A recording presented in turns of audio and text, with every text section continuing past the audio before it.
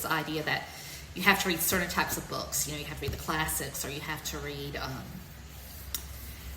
a certain type of book that the school recommends, or that somebody in the community recommends, sometimes the church recommends. But if a child likes to read and likes the subject, that will go much better than reading something the child doesn't like.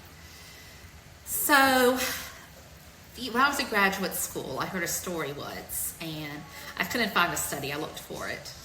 But there was a study of middle and high school students in a rural area, and it was from, I think, the 1990s, where, again, this was a story I heard. I couldn't locate the study. It was too old for me to do without being behind a paywall.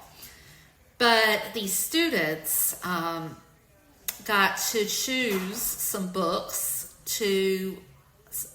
got to choose what they wanted to read. And it was a very rural area, kind of poor rural area. And a lot of the students chose subscriptions to hunting and fishing magazines, which is not something that you would really think about getting. I wouldn't think about giving kids to read just right off. I wouldn't think that would be something that, the students really like. But they went crazy over it. And the test scores for these students would way up after they read those magazines, because they were really, really engaged in it.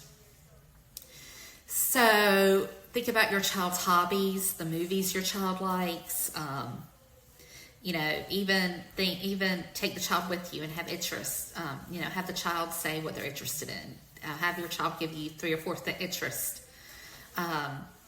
outside of school that they want to read about, and that way the child will read and enjoy reading, and is much more likely to finish that book or that article.